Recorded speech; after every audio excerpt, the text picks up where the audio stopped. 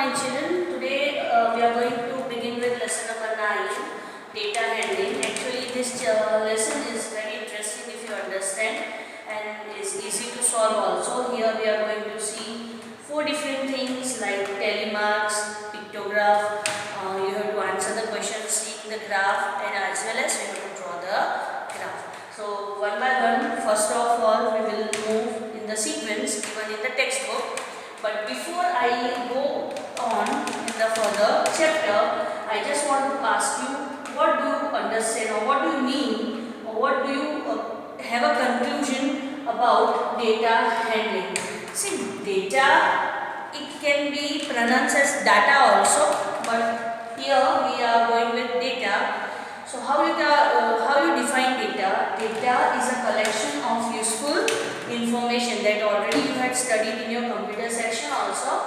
The data can be classified or can be defined as a collection of useful information, and either it can be in the form of numbers, figures, pictures, names, etc. Data means a collection of useful information that can be in the form of numbers, means 1, 2, 3, 4, 5. Figures, the figures that represent, say for example, some of the figures are in centimeters, some of the figures are about the match that can.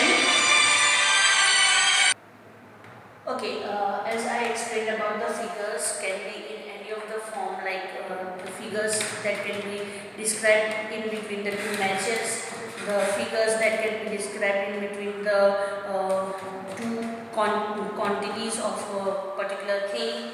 Pictures, we can represent the pictures when the data is given is in a small amount or small numbers, either the names that I am coming on further, how the names can be helpful in collecting useful information represented as data. So data in short is a very useful information that is collected either from one of this.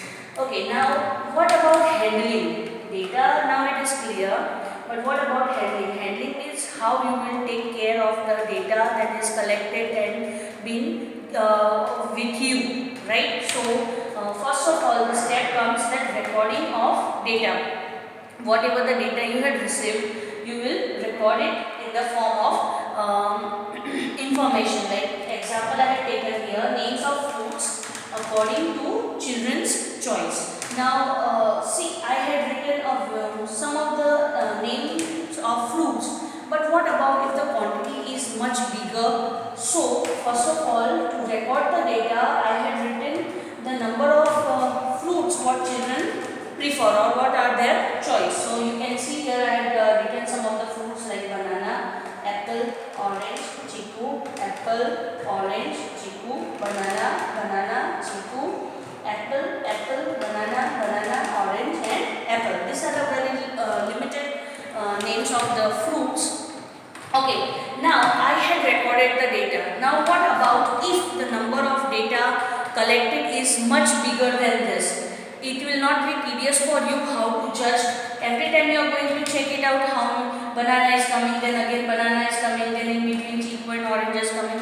So it becomes a tedious part to store the data in a proper format. Okay, so first of all, the step 1 what we had done, according to children's choice, we had recorded the data, that is number of the fruits, names of fruits according to their choice. Now how am I going to organize the data? How am I going to use that data? That helps my work to become more easier.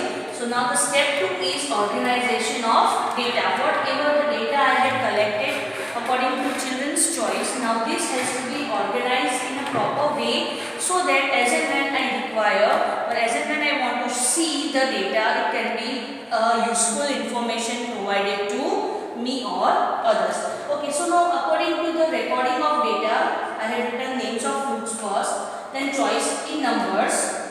Right, numbers means the tick are according to the numbers, how many fruits are preferable to the children.